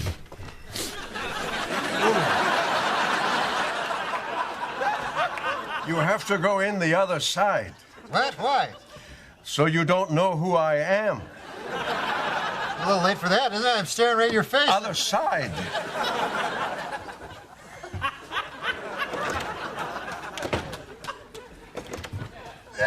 Fine. All right. Well, let me start, Father, by confessing that I think I just groped a priest. How long has it been since your last confession, my son? Oh, well, actually, this is my first time there, Father. Here's the deal. You see, what I did is I tried to frame this dude that's a bad politician so that my friend, who's good, could get elected. And you want to know what kind of sin this is? I remember in my earlier years in TV that no one ever stopped you from making fun of the Catholic Church because the Catholic Church wasn't really litigious. They wouldn't go. They would just very nicely smile and kind of go on about their business. They may not be happy with what you did, but they wouldn't make a stink. And then somewhere in the 1990s, all of a sudden the Standards and Practices guys were saying, you really shouldn't attack the Catholic Church or make fun of the Catholic Church. And they go, why? He goes, well, they've become litigious. Wow. So there was some sort of change where they finally just got fed up with all the molester jokes and everything else. And so we got all this money. Yeah, so we could hire a lawyer, We're not poor. So it really did change. And there were also all kinds of crazy standards. Like, you'd hear things like, well, you can make fun of a certain ethnicity because they don't sue. Oh, wow. But, you know... That makes sense. Yeah, and so you'd be watching that. It was, you know... Something. Well, you know, like, it seems they're not litigious at all are Indians, like Native Americans. Right, easy does it. Doesn't seem like you. Hey, by the way, we had an episode on racism. Remember the gypsies? That's right. We did an episode on that. We tackled all the big issues That's right. on this show and solved most of the problems of the world on this show. My poll numbers have stopped dropping since I fired Norm and Artie, but now I've really got to concentrate on that debate. You want to help me practice? I'll take a position and just argue against me. Okay. All right. Okay, here we go. I firmly believe that guns must be kept away from our kids and out of our schools. I disagree. I think there should be guns in every classroom and in the hands of every student. Because I believe in death. Okay. I also feel that we should distribute condoms in our schools. That's a stupid idea. If little girls don't get pregnant, how are they ever going to learn responsibility? I believe that we should have free and... Nikki was in awe of Laurie. Hey, look, I was just going to say that. Yeah, she was just in awe of Laurie when she would just... when I did Roseanne, I was the same way. I loved to go backstage and watch her come out from the wings, Laurie, because you'd watch her face change, just like some magic transformation would come over her, and she'd walk out and be in character. And Nikki was just she goes, I just can learn so much from Laurie. I'm just learning so much from her. She loved being in scenes with her, so she could observe her even more carefully and feel the rhythm of it. That's what's hard sometimes is you end up observing them the whole time and not doing anything. Because it's like you're watching. It's like you have a front row seat for it. Yeah, exactly. And you forget you're a participant. I can see that happening with Denby easily. I know if I was ever doing it, just be when you know watching. the camera's off you can just smile at him. Right. And he had a dune buggy. But after that last back and forth with me and him, he just has pure hatred for my character. He wants me to die and go to hell. Yep, he wasn't what he called. He didn't like you. I went to all these holy men, tried to get them to agree with me, about what I did, but none of them would. I thought I had this one Buddhist monk on my side. Turned out he was just a bald Asian guy in a bathrobe. Oh, I don't have time to deal with this right now, Norm. And She has no time for my jokes. She's doing a debate. Welcome. Tonight, Ron Pearson, he was warm-up guy. That's right. He used to warm up the audience, and in exchange, he would ask that see if we could use him in a couple of it. And he was good. He was always That's very important on a sitcom. The warm-up guys. The warm-up guy, keeping the audience. It's a long evening. You come in. The audience can come in as early as 4:30, be there as late as maybe 10, 11 o'clock at night. So keeping the audience excited. Not what they bargained for sometimes. Yes, exactly. I remember going to see a Cheers taping, and I was there for, I think, 6 or 7 hours. And it was amazingly unfunny. By the 5th hour, I didn't care anymore. I just felt like I was being held hostage. But what do you call it? So it's having a really great warm-up guy who keeps the audience involved and keeps them really attentive and invested is a valuable thing. And Ron was just amazing at doing that. And how do you explain this? A photo of you, Laurie Freeman, on an Oregon marijuana farm riding topless on a tractor, bosoms exposed, frolicking in the fields of marijuana. No, now that is not marijuana. That was hemp. See, we were making rope, and we never smoked it. We would just burn whatever was left in a big bonfire every Friday night and dance around in our underwear until we all got hungry and spend the rest of the night at Bob's Big Boy. It's clear you have no place in this election, Ms. Freeman. Maybe you should ride your nudie pot farm tractor back to Russia and peddle your commie wares there. Pretty good fascist as they go. He's very.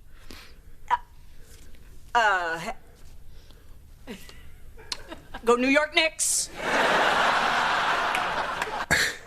well, Miss Freeman's surprisingly brief rebuttal allows us a little extra time for a break, so we'll be back right after this. He's so horrible, man. Laurie, listen, if you want me to go after my will, you just tell me. I don't know what to do. Norm, he's just a bad bad man. But see, then She- I'm a hypocrite if I let you attack him. She's been reduced to a child. Decide, you know? Well, let's let God decide. Oh, this is this is an interesting moment. I remember this. Dear God, listen, there's this bad man that I want to destroy. But if you want me to resist the temptation and stay on the path of righteousness, then just give me a sign, any sign.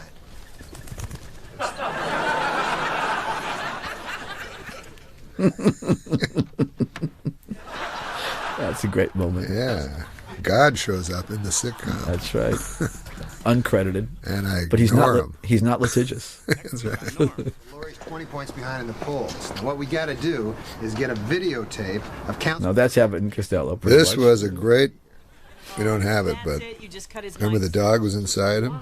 Oh, that's right. It's hilarious. In the next episode, I guess. But Artie has a dog inside of his thing and falls on the ground for about a minute in the cold opening. It's really funny. Well, you just told Shelley you love And I say, will you get up? Like Lou Abbott. Right. Like Say something like, I'm tired of this. Bud Abbott. Would you get up? We have things to do. Exactly. And you'll say, you don't need to change, stay. And she'll say, there's nothing here for me. Then you'll go, well, what about me? It's not that I'm not happy. It's just that sometimes I look around me and I wonder, what's here for me?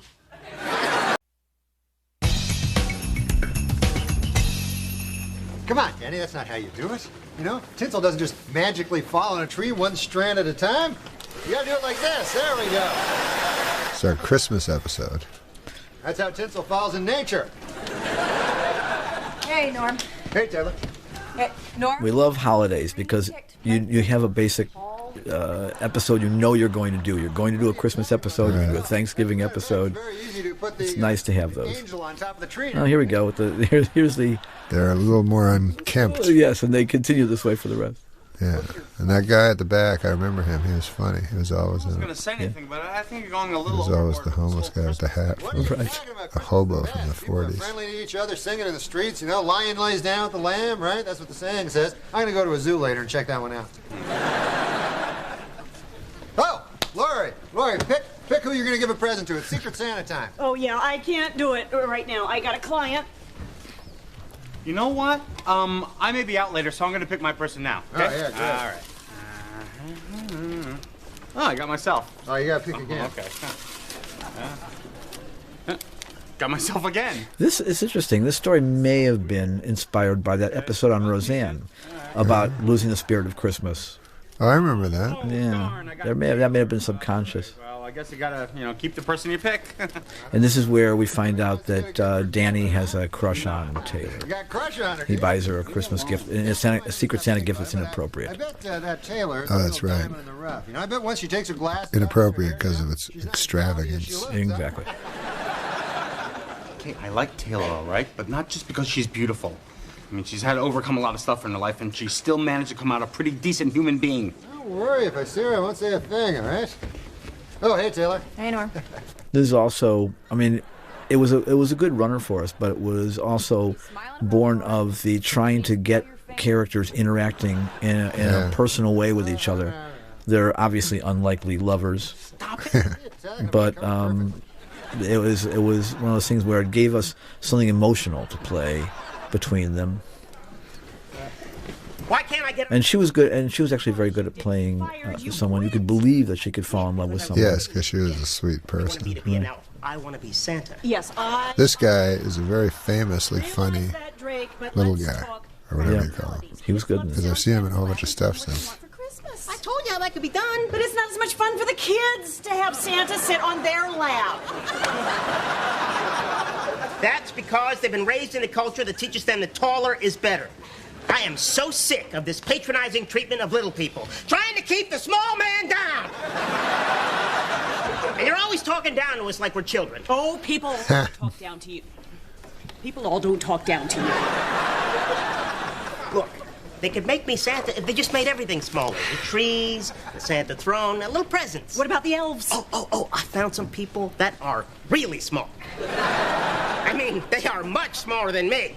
And they're so cute, you just want to put them in your pocket and carry them around all day. I tell you, you look at these these people, it's all you can do not to laugh. I mean, how do they do things in life? When you think about it, it's kind of freaky.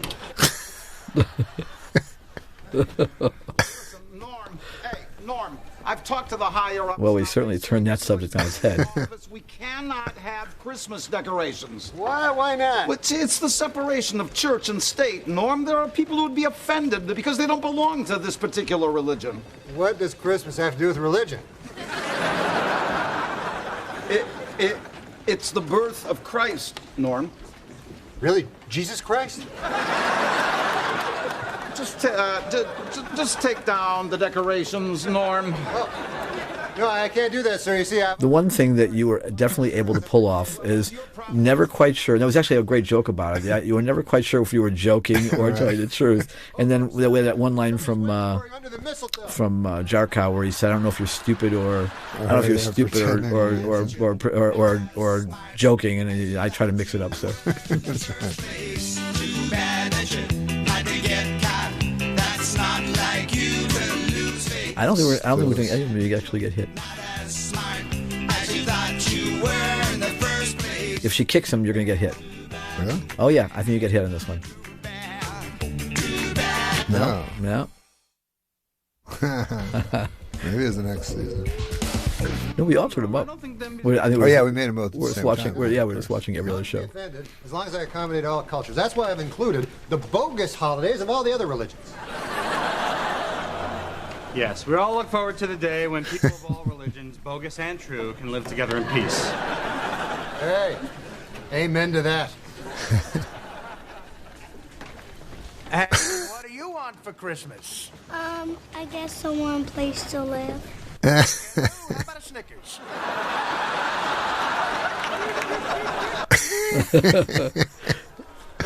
That's classic. Right? That's perfect, Artie. Perfect use of Artie leg. Oh, I'll go get her. Okay. Laurie, what are you doing? It's Secret Santa time. I know, I've got a ton of work to do. I'm putting together a Fear of Armageddon support group for the end of the millennium. Armageddon? That's so stupid. Armageddon's like a week away. Secret Santa's now. Hey, just start without me. I'll be right out there. So this is 1999. This is Y2K. This one's for Norm. Ah, great. I hope it's a Christmas sweater. It's a CD. Yeah. It's Merle Haggard and Johnny Cash and all those guys you like. Yeah. I totaled it up. There's like 30 years of prison time on this one CD. Taylor's turn, Taylor's turn. Well, I got diamonds. Diamonds. Wow. Hey, that makes that CD you gave me look like a pile of crap.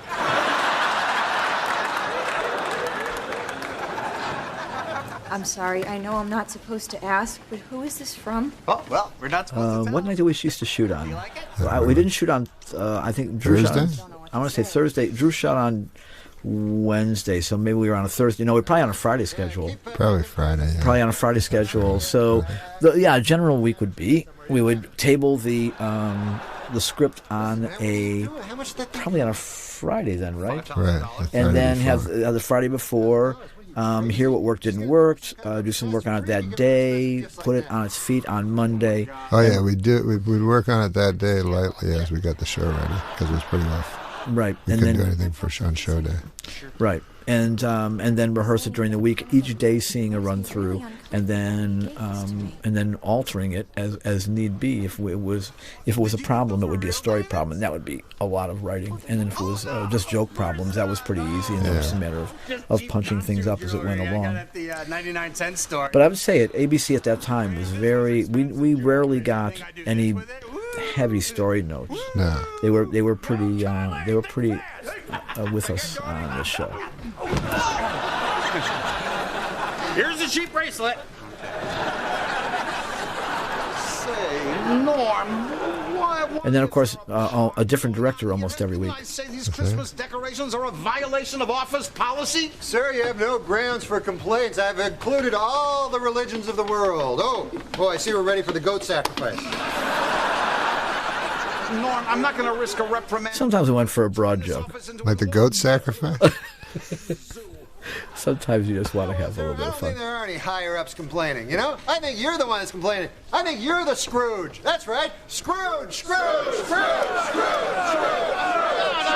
love Christmas. I love Christmas. No, you don't. You're the only one that wants to spoil it. Look at everyone reveling in the Christmas cheer. Laurie, tell Mr. Denby what you think of Christmas. Oh, you're talking to the wrong person, Norm. I don't like Christmas. You see, she's the one. Scrooge.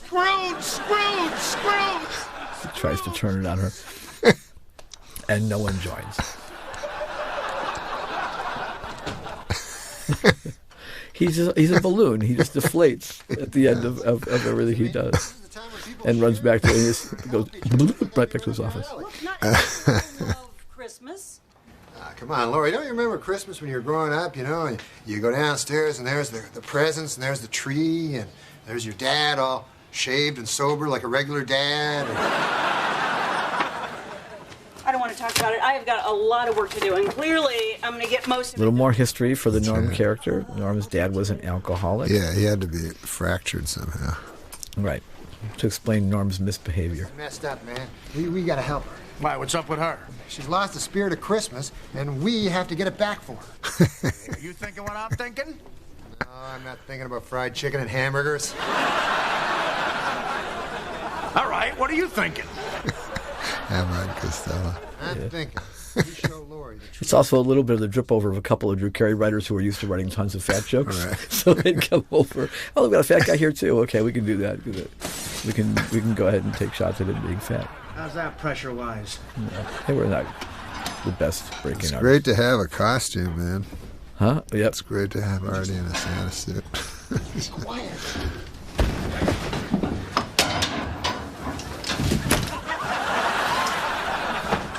It's hard with these things when you don't want to see the wall move. Yeah, exactly. Yes, everything is shaking. Quit fooling over you. Once Laurie sees this magical wonderland we've created, her eyes are going to light up like a kid's. We did have a great set decorating crew. I go quit fooling around, which is also Abbott and Costello. Like a guy's falling into it. Exactly. Would you quit fooling around? You go put up these lights, right? I'm going to get So what are we doing here? What are we doing for You're Laurie? going to set up a winter wonderland. I got you, right. To give her back the spirit of Christmas. Did you eat the cookies? How come every time a big guy forgets to bring something, everybody always assumes he ate it? Did you eat the cookies? Yeah, but that doesn't answer my question. Listen, we need a 3-prong outlet. I gotta plug in this dancing fruitcake. Okay, try Laurie's bathroom. It's just down the hall. That was Whatever you do, don't wake her up, all right? not one of the strongest props I think we ever had on the show, a dancing fruitcake. Arms and legs on a fruitcake. A pretty good moment. That was great. I don't want to make you mad, but I think I woke Laurie up.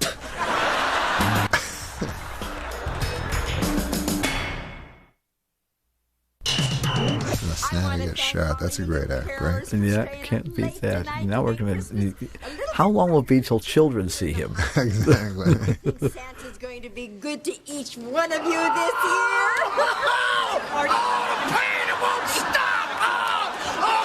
He was pretty much an actor. Yeah. He was he was there again. He didn't have as much of a role. His role wasn't as developed as a lot of the other characters. He came in and became immediate physical comedic relief and bluster. So he didn't really have a chance to develop as much. And I don't remember Artie ever coming into the room. I don't think that was anything he was really interested in so much. And the writing was so strong that nobody really felt the need. It wasn't like I've been on shows where the actors are like, you got to help me. It's not working. Right. Everybody knew that if it had passed muster in the room, it was a pretty good shot of it working. And and if on the stage it didn't work, everybody knew that we wouldn't leave them hanging with a bad line. Right. So there was a lot of trust in the writing on this show. Nobody really wanted more lines or anything, too, because the cast was so big. Yeah. I don't know. House? And you want Artie in small bursts of, he's rich. A rich taste. Yep. What happened to your arm? Oh, I fell off my bike. We were going to go sledding tomorrow. And so there you see Nikki's inner beauty. I won't even get any that let people allow that people to not hate her because of her outer beauty. That's very rare among beautiful girls in this town. I remember going to I don't know if it was the Norm Rap party in New York, or not Norm Rap party, but like one of the ABC parties in New York. We were on the air, and my kids were there, and Nikki spent like the evening just kind of hanging out with my kids and playing with them, and just like genuinely. You know, for a 22-year-old girl who could easily have been out drinking and partying. Right. She didn't. Yeah, she wasn't a partier. She was a. No, she's very serious. She was like old soul. Yeah. She was one of the most serious people about work, and the work ethic. You know, I used to say to her, I said, you know, you need to lighten up and go out and have fun. But she chose older guys to hang with, and she chose to be kind of a maternal instinct for people. But well, that's okay. You know, that's what Christmas is. Not you know, in the mold of all the young women actresses now on all the shows that are constantly getting into trouble with, whether it's drugs or drinking or partying or whatever. She was totally the opposite of that. Yeah, she was. Yeah, and she made it early.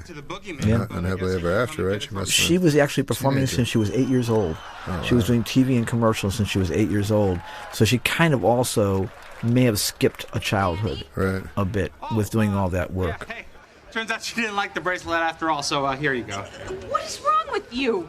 But to find somebody who's funny and pretty is one of the famous casting directors at Warner Bros. Used to have a pillow on her couch, and it said, "God does not give with both hands." So whenever someone came along who was attractive and funny, and my theory about it always was that people who are attractive get by so easily in life, they don't have to really develop much character. Yeah, you don't have to, you know, weasel your way out of stuff or cajole people into things and be funny and amuse people and get something that you want. It just comes easier. So they don't often develop any real character. They tend to be a little more circusy, but not her. So if you have an attractive child, You're very sweet. Treat them poorly. Poorly. I think that's really the motto and the message I'm trying to put out here. Okay, all right, just get to know. It hurts too much. Constantly challenge them and give them nothing. I'm not saying anything right now. It's just that this whole idea is really new to me, and I'm gonna need some time to figure out how I. But I always felt really paternal toward Nikki because because we knew each other for so long. I always felt like. Take your time. Yeah, I'm sure as a show creator and stuff, you don't want to. You feel responsible for these kids. How do you feel now? Hey, Artie. How you doing there, man? Great. The nurse says I could control the dem roll by squeezing this button. But, you know, I think it works better if I just squeeze this. An eerie scene where Artie administers Demerol to himself. Yeah. Oh, yeah. He's doing great. The doctor said that bullet is the healthiest thing he's had in his body in the last 6 months. I should have known this would happen on Christmas. So this is good because other than the relationship between No, Laurie. You know, maybe you can talk to between Ian and Nikki, we have this relationship. Right. It's trying to build this relationship that was definitely antagonistic. I forgive you. Most of the time. Yes, forgiveness. That is the second greatest gift of all, Laurie. Do you know what the first greatest gift is? No. Cake. Artie, thank you. Thank you, Artie. Oh. And then, of course.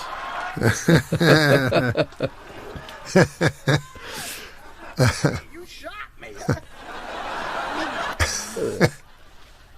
Well, obviously the relationship with them is antagonistic is the funniest one, so we went right back to it, and that's where it will stay. I hate Christmas. Shh, not in front of the tree, all right? It's a Christmas tree. Now, what's with you? There's a nice scene between when you and Laurie got to actually sit down sometimes and just talk about stuff. It was really nice because it was real talk. For a month, and I have not had wonderful Christmases like you have, Norm. What are you talking about? I never had any wonderful Christmases. You said your dad was so... So also this is like a natural scene for writers to go to because every writer has been damaged in some way, and so everybody had their stories about how their Christmases had been ruined.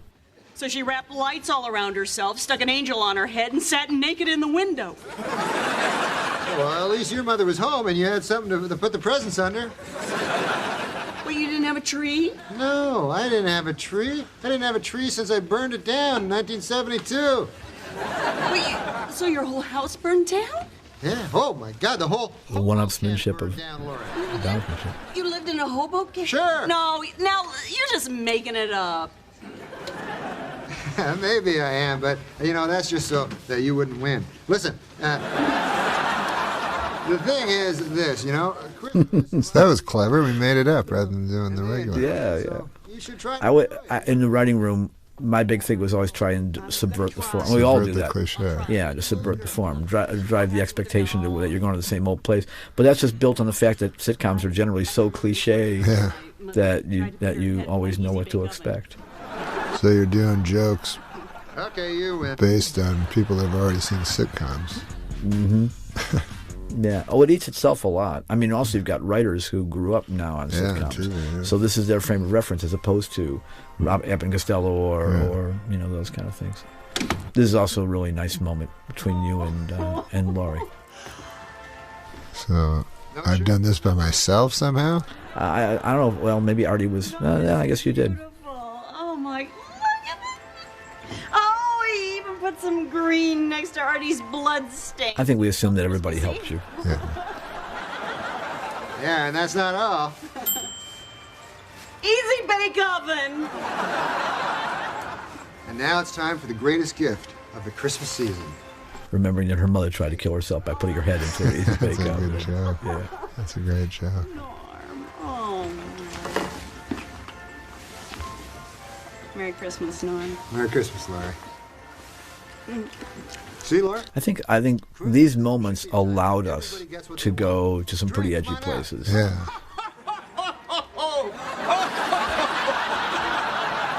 And what do you want for Christmas, little girl? I like these scenes with Laurie because they're like love scenes without all the they're kissing definitely and all that stuff. they're definitely love scenes. Friends and friends. Are you sure? See, I've been Best finding love. out. Without, yeah. Believe me, the Lord don't breathe.